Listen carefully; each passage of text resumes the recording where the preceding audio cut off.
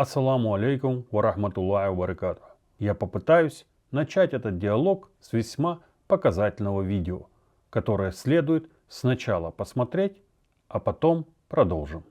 Мы, советские танкисты, любим родину свою. Мчатся, мчатся танки по лесистам, дня ученьев как в бою. Поющий идиот в челме с мимбара в мечети – это не нонсенс, а вполне себе целенаправленное действие русской власти и русского народа в отношении ислама, как основы сопротивления оккупации, русификации и полному растворению нас как народа в их аморальном, спивающемся и безбожном россиянстве. И не стоит относиться к нему как к городскому сумасшедшему. Он очень даже здоров. Сотрудник ли он спецслужб, офицер, стукач или просто манкурт, не имеет значения. Но именно такие, как он, рано или поздно будут в Рамадан приходить в школы Ингушетии и заставлять школьников пить воду для здоровья самих же школьников, как это было в советское время. Вы думаете, это время ушло безвозвратно? Я не говорю уже о намазе и других важных для каждого мусульманина постулатах, которые, безусловно, подвергнутся репрессиям, как основа ислама. У меня это видео вызвало не только, мягко говоря, отрицательные эмоции, но и дежавю.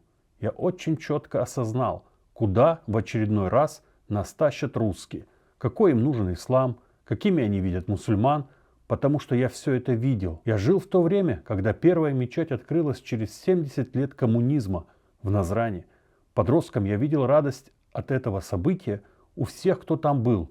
Слезы людей, женщин и мужчин, что наконец-то наступил час справедливости и что безбожная власть со своим атеизмом катится в преисподнюю. Сегодня они посчитали, что Россия настолько окрепла, что и Киев будет взят за 3 дня, и легионы Толиков ТТ со своим антиисламом будут вполне себе успешно воевать с мусульманами, отправляя их сотнями тысяч на путинский джихад, убивать и умирать в Украине, тем самым лишая их не только дунья, но и ахира. По воле Всевышнего их грандиозные замыслы и их хитрые планы Путина сгорели в первые же месяцы войны. А дальше началась дорога к их русскому сраму и окончательному поражению, которое, безусловно, повлечет развал империи. И вот к нему мы абсолютно не готовы.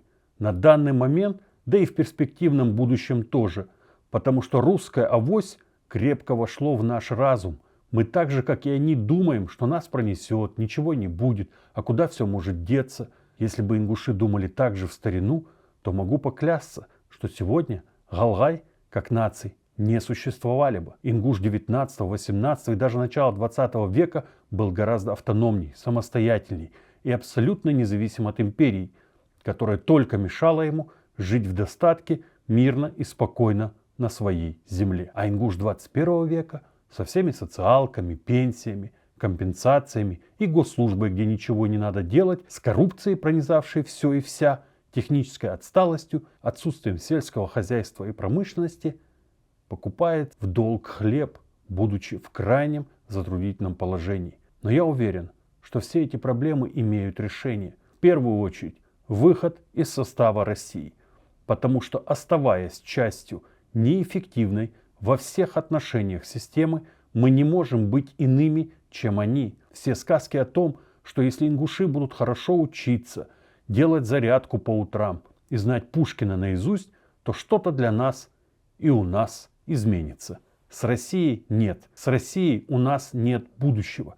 Это невозможно в силу огромного количества объективных причин и в первую очередь самой природы российского государства и менталитета русского народа, который меняет за 1 век 3 формы управления, идеологии, экономики, государства. И все равно на выходе получается очередное убожество, изгой, управляемый одним очередным кровожадным маньяком. Идея свободы и независимости – это наш первый шаг.